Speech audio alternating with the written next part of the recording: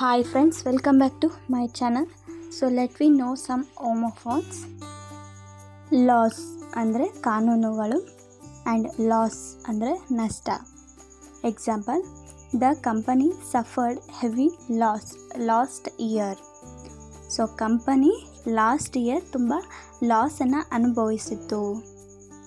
Next, we have to respect the laws of our state. ನಮ್ಮ ರಾಜ್ಯದ ಕಾನೂನುಗಳನ್ನು ನಾವು ಗೌರವಿಸಬೇಕು. ಟು ಮೀನ್ಸ್ ಗೇಮ್, ಟು ಅಂದರೆ ಬಹಳ ಅಥವಾ ತುಂಬ. ಐ ಗೋ ಟು ಸ್ಕೂಲ್, ನಾನು ಶಾಲೆಗೆ ಹೋಗುತ್ತೇನೆ.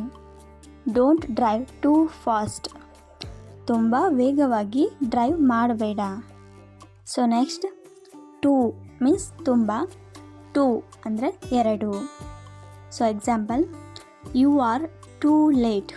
Next, I have two ice.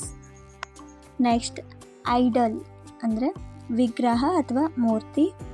Ideal means ಆದರ್ಶ. Indians follow idle worship. ನಮ್ಮ ಭಾರತೀಯರು ಮೂರ್ತಿ ಪೂಜೆಯನ್ನು ಫಾಲೋ ಮಾಡ್ತಾರೆ. Gandhiji is an ideal person. Gandhiji ಒಬ್ಬರು ಆದರ್ಶ ವ್ಯಕ್ತಿ. ಪ್ರೇ ಮೀನ್ಸ್ ಪ್ರಾರ್ಥಿಸು. Prey means ಬೇಟೆಯಾಡುವುದು.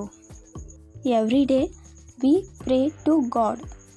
ದಿನನಿತ್ಯ ನಾವು ದೇವರಿಗೆ ಪ್ರಾರ್ಥಿಸುತ್ತೇವೆ. Lion is waiting for its prey. ಸಿಂಹ ತನ್ನ ಬೇಟೆಗಾಗಿ ಕಾಯುತ್ತಿದೆ. ದೇರ್ ಮೀನ್ಸ್ ಅಲ್ಲಿ. ದೇರ್ ಅಂದರೆ ಅವರ. There is a temple. ಅಲ್ಲಿ ಒಂದು ದೇವಸ್ಥಾನವಿದೆ.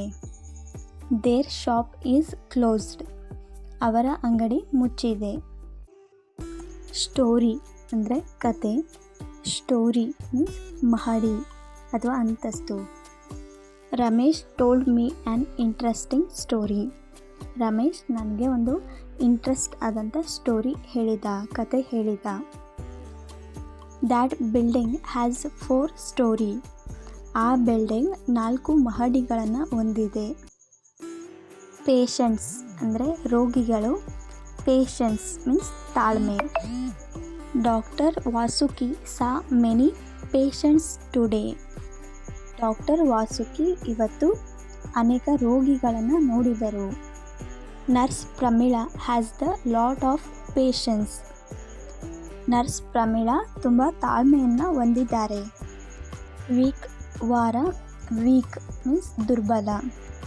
There are 7 days in a week. ವಾರದಲ್ಲಿ 7 ದಿನಗಳಿವೆ. ಈ ಈಸ್ ಎ ವೀಕ್ ಪರ್ಸನ್. ಅವನು ದುರ್ಬಲ ವ್ಯಕ್ತಿ.